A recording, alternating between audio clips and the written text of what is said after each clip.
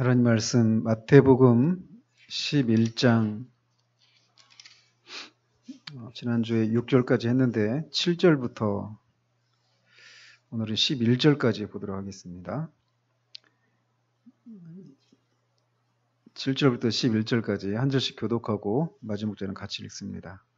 그들이 떠나매 예수께서 무리에게 요한에 대하여 말씀하시되 너희가 무엇을 보려고 광야에 나갔더냐? 바람에 흔들리는 갈대냐?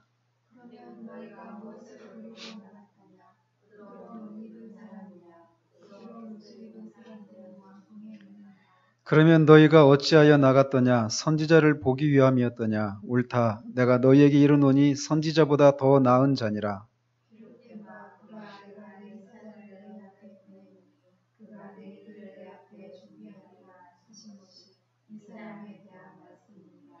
내가 진실로 너희에게 말하노니 여자가 낳은 자 중에 세례 요한보다 큰 이가 일어남이 없도다. 그러나 천국에서는 극히 작은 자라도 그보다 크니라. 지난주에는 감옥에 갇힌 세례 요한에게 찾아온 회의에 대해서 살폈습니다. 한때 자신이 메시아라고 선포했던 예수가 과연 그리스도인가?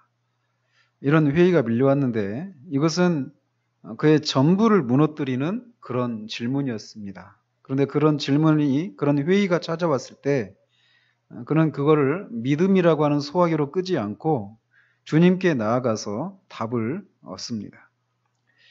주님은 그가 보낸 그의 제자들에게 이사야 선지자가 메시아에 대해서 예언했던 그 내용이 지금 자신을 통해서 성취되고 있다라고 하는 것을 깨닫게 하심으로써 세례 요한의 질문에 바로 내가 그리스도다라고 하는 답을 주셨던 것이죠. 그 세례 요한이 어떻게 회복되었는지 이 내용은 나오지 않지만 그 주님의 그 대답은 충분히 그를 회복하는데 충분하고도 남았을 것입니다. 오늘은 요한의 제자들이 떠난 후에 그 자리에 있었던 그 백성들에게 주님이 하신 세례 요한의 평가에 대해서 살펴보도록 합니다. 요즘 우리 교회가 또 상황인지라 다시금 지난주에 전했던 말씀에 조금만 더 덧붙이면 세례 요한은 예수님이 그리스도인가 아닌가에 대한 회의가 밀려왔습니다. 어느 정신 나간 사람들 말처럼 그가 진리 혹은 그리스도를 담고 있는 예수라고 하는 그릇, 그 껍데기만 봤기 때문에 한때 자신이 세상죄를 지고 가는 어린 양이라고 선포했던 예수님이 그리스도인가 아닌가에 대한 회의가 밀려온 것이 아니었습니다. 그는 그를 보내신 분, 즉 하나님께서 그에게 말씀하셨듯이 그가 세례를 누군가한테 베풀 때 성령이 누군가의 머리 위에 머무는 것을 보면 그가 바로 성령으로 세례를 베푸시는 분, 즉 메시아, 그리스도, 하나님의 아들이라고 하는 사실에 대해서 분명히 알고 있었습니다. 그리고 요한복음 1장에서 말하고 있는 것처럼 자신에게 세례를 받으신 예수님의 머리 위에 성령이 머무시는 것을 보고 그가 바로 성령으로 세례를 베푸시는 분이시고 시간적으로는 세례 요한이 예수님보다 6개월 앞서 있거든요.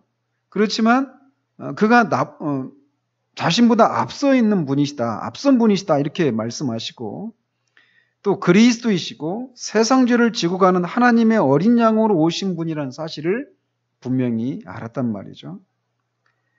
그는 이렇게 예수님이 그리스도를 품고 있는 분이 아니라 예수가 그리스도라고 하는 사실을 분명히 알았던 사람이었어요.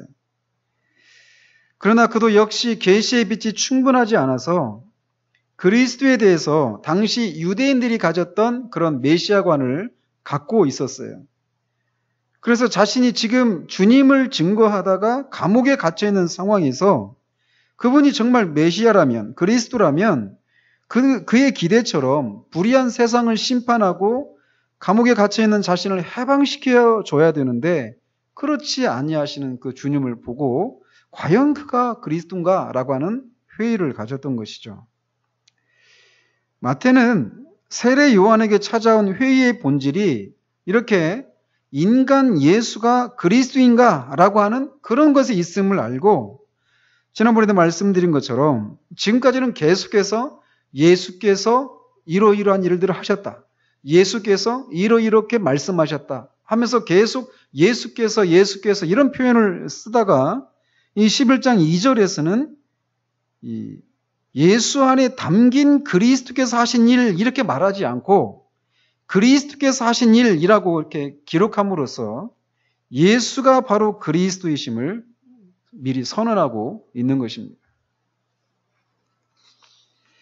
예수님이 과연 그리스도인지 알아보기 위해 찾아온 이 요한의 제자들에게 예수님은 마침 눈먼 자와 귀신 들린 자와 각종 질병 걸린 사람들을 고치시면서 그 일이 바로 세례 요한이 알고 있는 것처럼 이사야 선지자가 예언했던 그 일이라는 거예요. 즉 메시아가 오면, 그리스도가 오면 이런 일들을 하실 것이다 라고 예언했는데 그 일을 지금 자신이 하고 있다.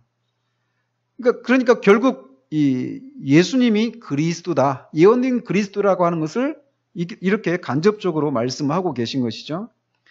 그런데 누가는 그 장면을 그렇게 병을 고치고 귀신 들린 자들을 고치고 눈먼 자를 뜨게 하시는 그 일을 한 존재가 예수께서 하셨다 이렇게 말을 하고 있습니다. 즉 그런 일을 하는 존재는 그리스도란 말이에요. 근데 그리스도인데 그 그리스도가 바로 예수라고 하는 사실을 말해주고 있는 것이죠. 즉 예수는 그리스도다라고 말하고 있는 거예요. 예수 안에 그리스도가 담겨 있는 것이 아니라는 것이죠.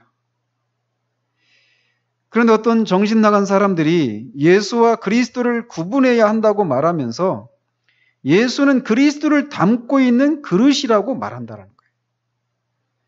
예수라는 사람만 봐서는 안 되고 그 안에 담긴 진리이신 그리스도를 바라보아야 한다고 말하면서 예수와 그리스도를 구분하고 있는데, 이것은 예수라고 하는 사람 인격과 그리스도라고 하는 신격, 두 인격을 말하고 있는 것이어서 이미 기독교 역사에서 이단으로 정죄받은 바 있는 네스토리우스 이단을 설파하고 있는 것입니다. 심지어 그 정신 나간 사람들보다 더 정신 나간 사람들은 이것을 더욱 심화시켜서 예수를 믿으면 안 되고 그리스도를 믿어야 구원에 이른다고까지 말하는 사람도 있습니다. 그러니까 결국 이렇게까지 가는 거예요. 예수와 그리스도를 구분하게 되면 그릇인 인간 예수만 보면 안 되고 그 안에 담겨있는 진리이신 그리스도를 바라봐야 된다. 이 얘기는 결국 예수만 믿어서는 안 되고 그리스도를 믿어야 된다. 이런 얘기까지 논리적으로 가게 되었단 말이에요. 이 말도 안 되는 내용들이 버젓이 사람들에게 먹혀들고 있는 상황이라는 것을 생각하면서 우리는 우리가 무엇을 믿는지 정신을 바짝 차려야 할 것입니다. 이렇게 예수님이 하시는 일을 통해서 그가 그리스도이심을 밝히시자 요한의 제자들은 요한에게로 돌아갑니다. 그 사람들이 돌아가자 주님은 그 현장에 남아있던 사람들에게 요한에 대한 주님의 이 생각을 말씀하십니다. 주님은 요한이 한때 메시아로 지적한 바로 그분에 관하여 주님 자신에 대해서 의심을 품은 질문을 한 것 때문에 그 현장에 있는 사람들이 요한에 관해서 그 요한이 변덕스럽고 우유부단하고 견고하지 못한 사람인가 봐 라고 하는 그런 평가를 할지 모른다라고 하는 것에 대해서 아시고 세례 요한에 대한 이 바른 평가를 하시는 것입니다. 그래서 처음 질문 던지신 게 너희가 무엇을 보려고 광야에 나갔더냐? 바람에 흔들리는 갈대냐? 라고 묻는 것이에요. 여기서 말하는 광야는 세례 요한이 활동했던, 세례를 베풀었던 이 요단강 근처에 있는 광야를 가리킵니다. 그리고 지금 이 주님의 이 말씀을 듣고 있는 사람들, 주님이 지금 이 일을 하고 계신 그 장소는 어느 지역이에요? 지난주에도 말씀드렸죠? 예수님이 세례 요한이 감옥에 갇히자 유대에 머물렀다가 어디로 가셨다고 그랬죠?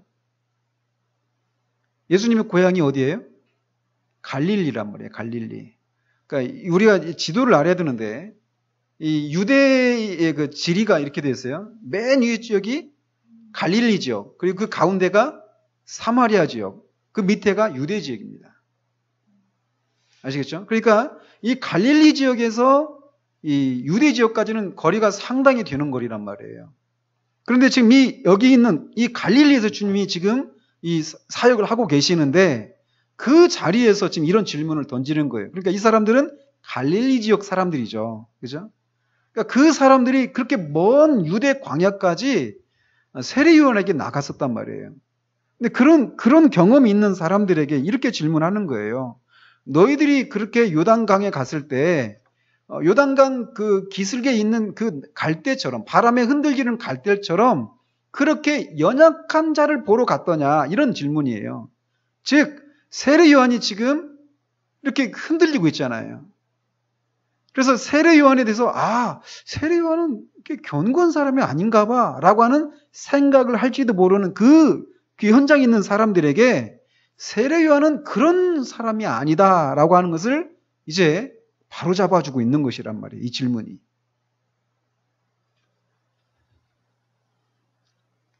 그들이 그렇게 광야에 가서 본 사람은 바람에 흔들리는 갈대와는 거리가 멀어도 한참 먼 사람이었습니다. 세례 요한은 당시 종교 지도자들이었던 바리새인들과 서기관들에게 독사의 자식들아, 누가 너희더러 임박한 진노를 피하라고 하더냐라고 아주 강단 있게 외쳤던 인물이었습니다. 그들이 광야에서 봤던 세례 요한은 바로 그런 인물이었다라고 하는 것을 주님이 지금 그 앞에 있는 사람들에게 상기시키시고 계신 거예요. 그러면서 잠시 세례 요한이 회의에 빠져 있는 그런 모습으로 인해서 그가 바람에 흔들리는 갈대처럼 우유부단하고 연약하고 변덕스러운 그런 사람이 아니다라고 하는 평가를 하고 계신 거예요. 그런 갈대와는 거리가 먼 흔들리지 않는 견고한 나무와도 같은 사람이었습니다. 주님은 이런 자신의 질문에 이 앞에 있는 사람들이 아니라고 할 것을 아셨기에 곧장 다음 질문을 던지십니다. 그러면 너희가 바람에 흔들리는 갈대가 아니면 너희가 무엇을 보려고 나갔더냐? 부드러운 옷 입은 사람이냐? 이렇게 물으십니다. 부드러운 옷과 대비되는 모습이 있죠. 세례 요한의 모습이. 세례 요한은 어떤 옷을 입었어요? 낙타 토롯. 그죠? 낙타 토롯과 가죽으로 허리띠를 하고 음식은 메뚜기와 석청이었습니다. 그러니까 세례 요한이 그렇게 강단이 있는 그 세례 요한이 입었던 그 낙타 토롯과 부드러운 옷을 대비시키고 계신 거예요. 그래서 부드러운 옷은 어떤 것이냐? 그 왕궁에서 지내는 사람들이 입는 그런 옷이라는 것이죠. 즉 이런 모습을 통해서 부드러운 옷은 어떤 기계나 어떤 용기가 없는 사람들을 대표하면서 권력에 쉽게 아부하고 왕의 궁전에서 높은 지위를 누리고 있는 사람들을 대변합니다. 그래서 그런 사람들은 광야가 아니라 궁전에 머문다라는 거죠. 그러나 말씀드린 것처럼 세례 요한은 거친 옷을 입고 거친 음식을 먹었습니다. 그리고 그는 권력에 아부하기는커녕 불의한 권력자 헤롯의 그 불의함을 책망하다가 궁전이 아니라 지하 감옥에 갇혀 있게 됩니다. 주님은 이 질문을 통해서도 잠시 회의에 빠졌던 세례 요한에 대한 사람들의 오해를 종식시키고 계신 거예요. 세례 요한은 흔들리는 갈대와 같은 존재가 아니다. 용기가 없어 불의한 권력자에게 아부하는 사람이 결코 아니다 라고 말씀하신 거죠.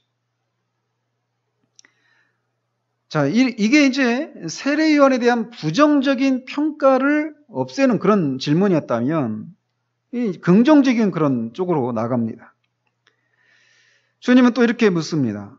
그러면 너희가 어찌하여 나갔더냐? 선지자를 보기 위함이었더냐라고 이렇게 물으시고는 직접 대답하시기를 옳다. 내가 너희에게 이르노니 선지자보다 더 나은 자니라라고 하셔서 요한에 대한 참된 평가를 내리십니다. 선지자가 하는 주 사역은 예언을 통해서 하나님의 뜻을 전달하는 사람이었어요. 예언은 미래에 일어날 일에 대해서 말하는 것도 예언이고, 또 그 현재적으로 하나님의 말씀을 전하는 것, 이 설교 사역도 예언에 속합니다. 어쨌든 선지자가 주로 그런 일을 하는 사람이었는데, 세례 요한은 직접 주님의 오심을 예언하는 일을 했을 뿐만 아니라 주님 앞에서, 그리고 본인이 예언의 당사자였습니다. 그러니까 구약에 나오는 어떤 선지자도 그가 이 세상에 태어나기 전에 장차 어떤 일을 할 예언자가 나올 것이다, 이런 예언을 받은 예언자가 없어요. 선지자가 없어요. 오직 유일하게 세례 요한만 그런 선지자였습니다. 말라기서를 보면 요한에 대한 예언이 나옵니다. 주님은 그것을 이 10절과 14절에서 언급하고 계셔요. 세례 요한에 대해서 언급했던 내용들. 그 10절에 보면 보라, 내가 내 사자를 내 앞에 보내노니 그가 내 길을 내 앞에 준비하리라. 그리고 또 말라기서 4장 5절에 보면 보라, 여호와의 크고 두려운 날이 이르기 전에 내가 선지자 엘리야를 너에게 보내리니 라고 이렇게 예언되어 있는데, 이 예언이 바로 세례 요한을 가리키는 것임을 주님이 직접 10절과 14절을 통해서 말씀하고 계십니다.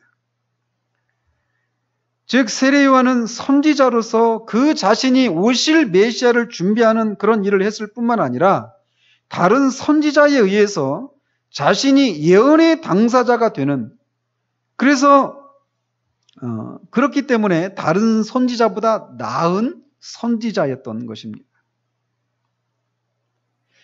그가 선지자보다 나은 자인 또 다른 이유가 있다면 그를 엘리야로 부르고 있다는 것에서도 찾아볼 수 있습니다. 구약의 선지자를 대표하는 선지자가 누굽니까? 엘리야예요. 어떻게 알 수 있죠? 주님이 이 변화산상에서 이 장차 당하실 고난에 대해서 상의하는 일이 있죠. 그 변화되시면서 그때 모세와 함께 왔던 사람이 엘리야입니다. 근데 왜 엘리야가 그렇게 구약의 선지자를 대표하는 큰 선지자가 되었느냐면, 바알 숭배로 여호와 하나님으로부터 떠났던 이스라엘의 마음을 여호와 하나님께로 돌리는 그런 일을 감당했기 때문에 그렇습니다. 그래서 엘리야가 그 갈멜산에서 바알 선지자들과 그런 대결을 하잖아요. 그죠? 그러면서 그렇게 기도를 해요. 주는 그들의 마음을 되돌이키심을 알게 하옵소서, 이렇게 기도하거든요. 그러니까 엘리야의 사역이 무엇이냐? 갈멜산에서 그런 놀라운 일들을 했다, 이런저런 기적을 베풀었다. 그게 핵심이 아니라 그것을 통해서 결국 무엇을 했느냐면 이스라엘의 마음을 하나님께로, 하나님의 마음을 이스라엘에게로 돌이키는 그 일을 한 거예요. 그래서 엘리야가 큰 선지자인 것입니다. 그런데 엘리야 선지자가 그 일을 했던 것처럼 말라기서 4장 6절에, 아까 말라기서 4장 5절에 그 주의 앞에 내가 선지자 엘리야를 보내겠다고 말씀하셨잖아요. 근데 그가 할 일에 대해서 6절에서 얘기하고 있는데 이렇게 되어 있어요. 그가 아버지의 마음을 자녀에게로 돌이키게 하고 자녀들의 마음을 그들의 아버지에게로 돌이키게 하는 일을 하도록 하도록 하겠다라는 거예요. 이게 바로 엘리야가 한 일이잖아요. 그죠? 그래서 그가 선지자보다 나은 자였던 것이. 더군다나 그는 모든 선지자들이 메시아가 올 것이다, 이 얘기를 예언했는데 그는 봤어요. 직접 말해요. 그 메시아를 이스라엘에 나타내는 일을 했죠. 세례를 통해서. 그러니까 모든 선지자보다 나은 자였어요. 한때는 모든 이스라엘이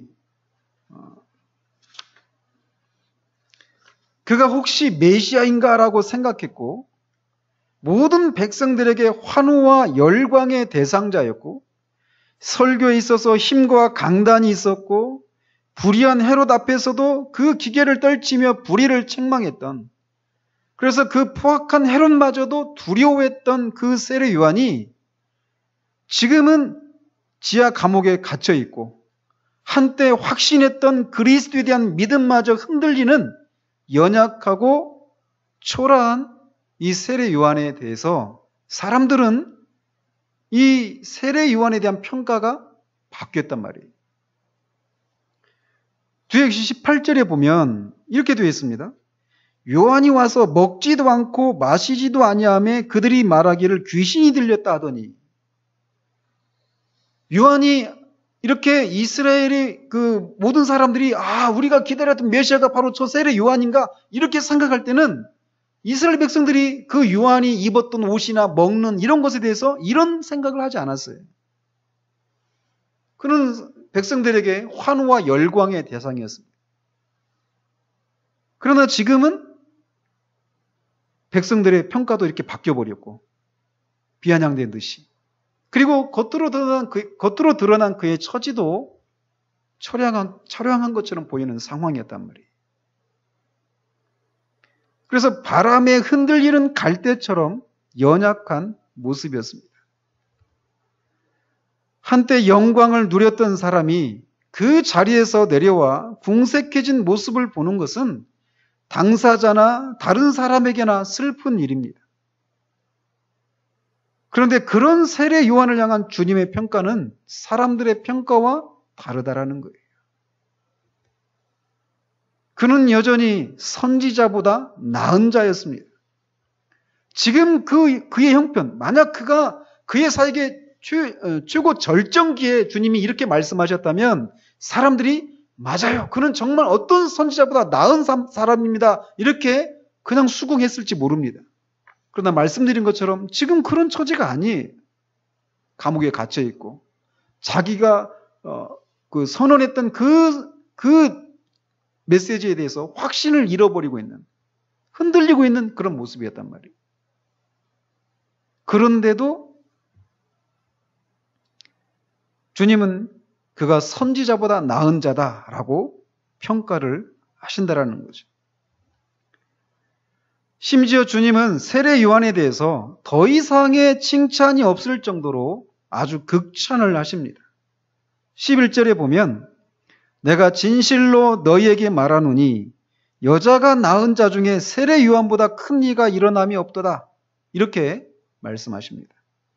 즉 여자가 낳은 자 중에 가장 큰 자라는 거예요, 세례 요한이. 지금까지 예수님 당시까지 아마 수억의 사람들이 낳겠죠, 여자를 통해서. 그 중에 가장 큰 자라는 거예요, 세례 요한이. 그거보다 더 큰 칭찬이 있을 수 있습니까?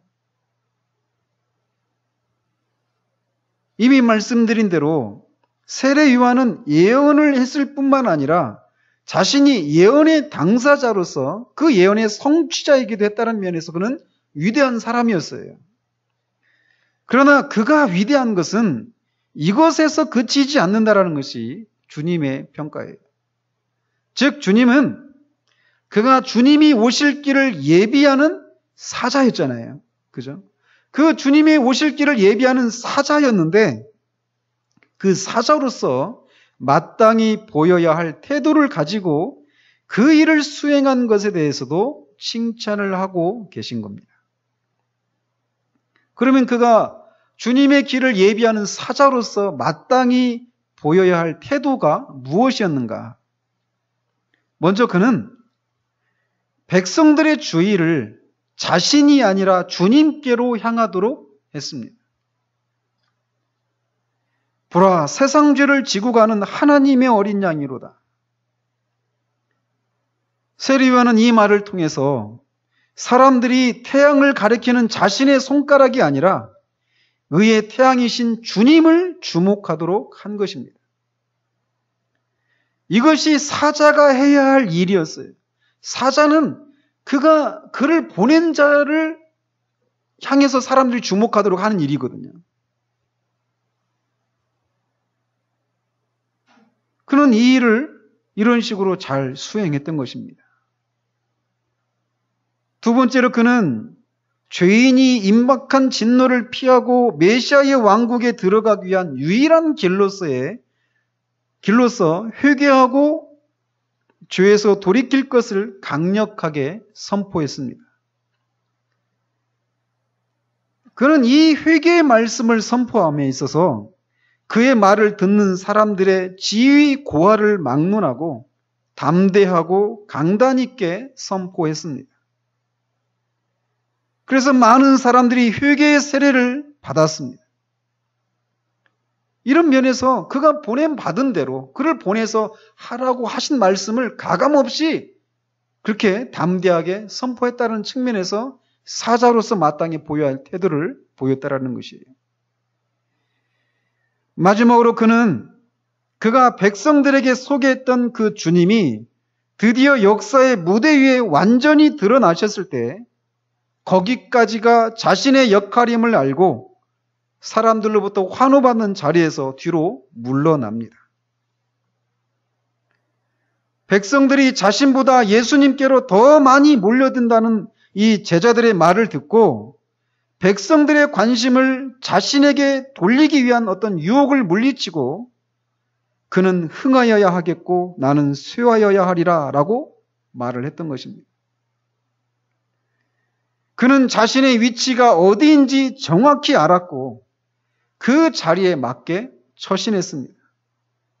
그는 주인공이 아니었어요. 그 주인공이 온다라고 하는, 그래서 그 길을 예비하는 사자였던 것입니다. 그는 자신의 위치가 정확히 그거란 걸 알았기 때문에 그는 흥하여야 되겠지만 나는 쇠하여야 한다라고 하면서 자신이 처할 자리에 바르게 처했던 것입니다. 이것이 바로 겸손입니다. 겸손이란 짐짓 자신을 낮추는 것이 아니라 주님 앞에서 자신의 정확한 위치를 깨닫고 그 위치에 합당하게 처신하는 것, 이것이 진정한 겸손입니다. 그러나 그가 이렇게 겸손함을 보였던 그의 지금 현재 상황을 한번 생각해 보십시오. 한때는 모든 이스라엘 백성들이 사모하고 환호하며 열광했던 자리에서 물러나 주님에게 그 자리를 비켜드리고 환호와 열광과는 정반대로 감옥에 갇혀있는 그의 그 형국은 사람의 눈에 결코 높은 평가를 받을 수 없는 그런 처지였습니다. 마찬가지로 사도 바울의 그 마지막을 한번 보시기 바랍니다. 그렇게 주님을 위해서 수고하고 고난을 받고 수많은 전도와 선교의 그런 성과를 이루었지만 그의 말년에 그는 이렇게 고백합니다. 내가 처음 변명할 때 나와 함께 한 자가 하나도 없고 다 나를 버렸으나. 감옥에서 얘기하는 거예요, 이게. 그리고 그는 전해오는 이야기로 참수행을 당했습니다. 세례 요한이나 사도 바울이나 그들의 마지막은 얼마나 쓸쓸하고 초라했습니까? 그들은 세상의 더러운 것과 만물의 찌꺼기 같이 되었습니다.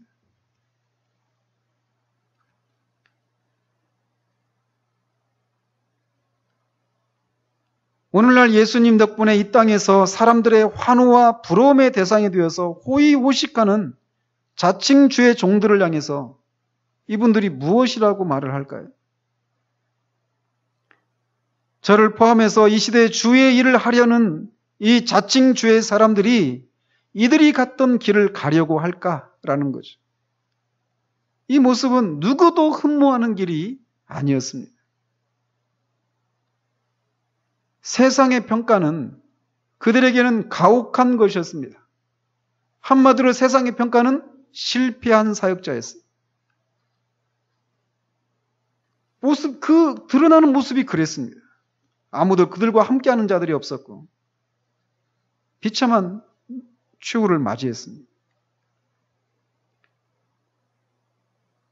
그러나 주님의 평가는 여자가 낳은 자 중에 이보다 큰 자가 일어난 적이 없다라는 것이었습니다. 이것은 세례 요한의 아버지 사가랴에게 천사 가브리엘이 예언했던, 즉 누가복음 1장 15절에서 이는 그가 주 앞에 큰 자가 되며에 대한 성취였습니다. 또 세례 요한의 아버지 사가랴가 예언했던 대로 이 아이여 네가 지극히 높으신 이의 선지자라 일컬음을 받고 주 앞에 앞서가서 그 길을 준비하며 주의 백성에게 그 죄사함으로 말미암는 구원을 알게 하리니 라고 하는 이 예언이 그의 삶을 통해서 실제로 성취가 되었거든요.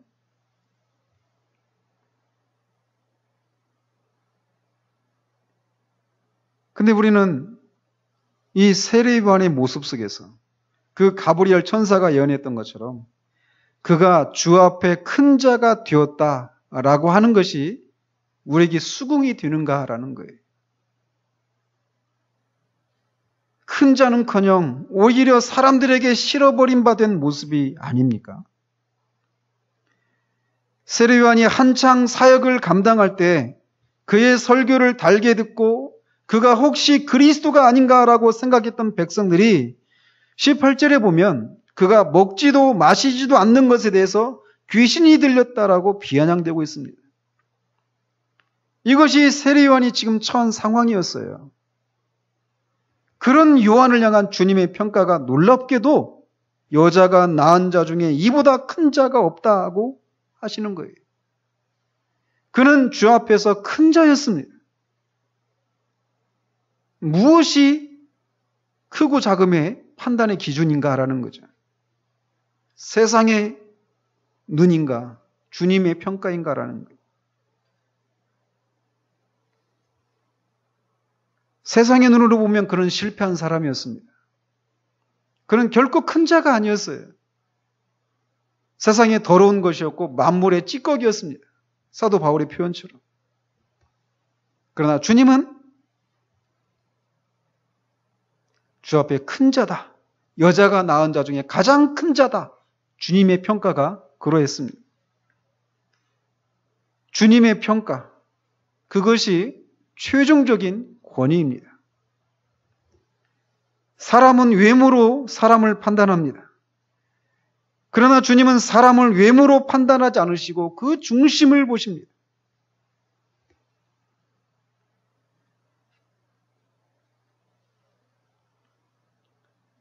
저는 이 세례 요한의 모습을 보면서 한켠에 위로를 얻고 한켠은 저 자신을 보면서 한없이 부끄러움을 느낍니다.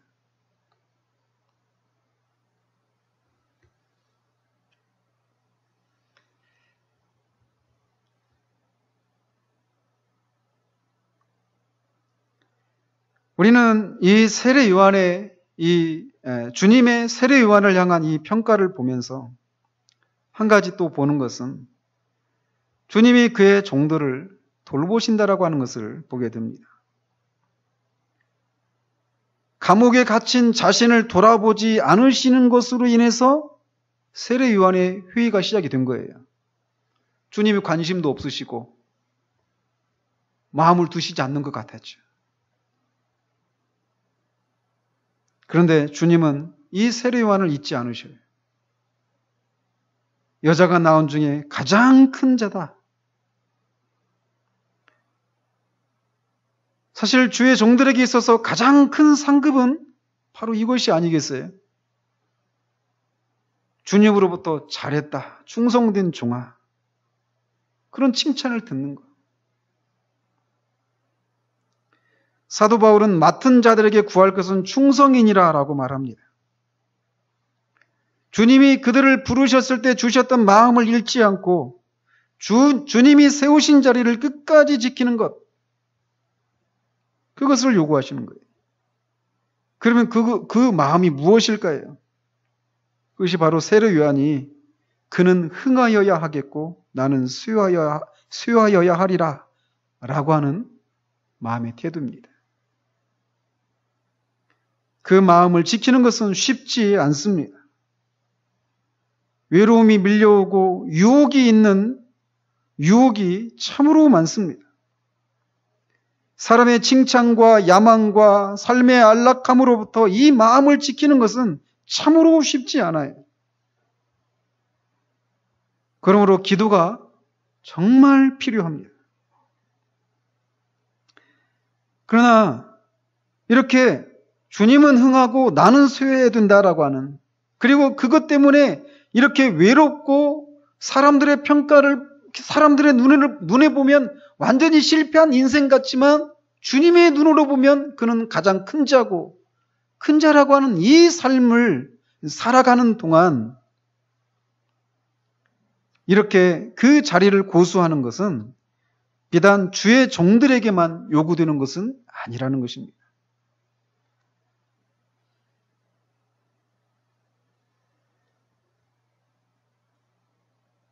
주의 모든 백성들에게 요구되어지는 것이 바로 이것입니다.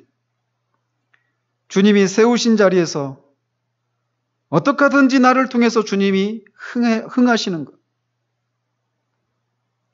그런 동안 잠시는 세례 요한에게 그런 회의가 밀려왔던 어떤 원인이 되었던 주님이 자신을 돌아보시지 않는 것 같은 그런 상황도 있겠지만, 주님이 세우신 자리에서 인내하는 것, 그것을 주님이 우리에게 요구하신다라는 거예요. 주님은 주님의 백성들을 지켜보고 계십니다. 그 주님의 백성, 이 세례 요한을 바라보는 주님의 시선에서 우리는 어떤 연민의 정을 느낄 수가 없어요. 그렇다고 해서 주님이 어떤 피도 눈물도 없는 그런 분이시란 걸 말씀드린 게 아니에요. 다윗이 사울을 피해 도망갈 때 아히멜렉이라고 하는 그 제사장을 찾아가서 이 떡을 얻고 골리앗의 칼을 이렇게 취하거든요. 근데 그것을 봤던 사울의 부하였던 도액이라고 하는 사람이 고자질을 하고, 그래서 사울이 결국 아히멜렉 그 제사장을 다 죽여버리죠. 그리고 아비아들인가요? 그 아들 한 사람만 살아남아요. 그 일을 겪고 나서 다윗이 그 일은 나 때문에 일어난 일이다라고 아비아들에게 미안해합니다. 주님은 그러시지 않아요. 세례 요한에게.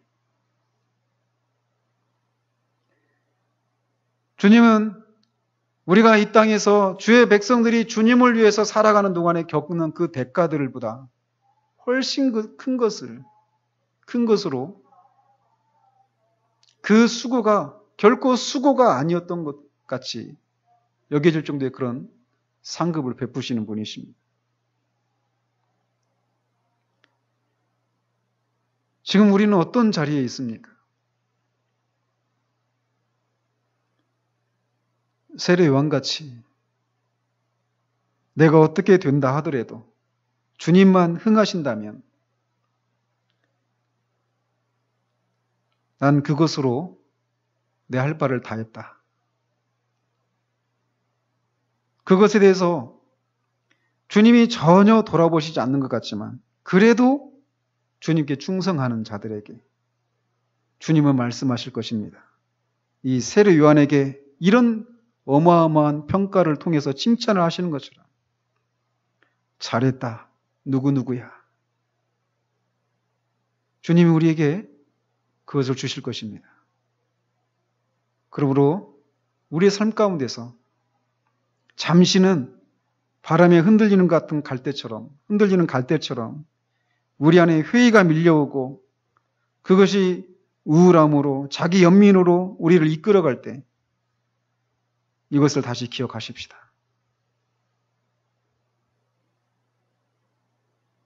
그 자리에서 끝까지 주님께 충성함으로 우리를 통해 주님 일들이 조금이라도 전진되어지는 그런 일들에 쓰임받는 우리 모두이기를 우리 주님 이름으로 축원드립니다.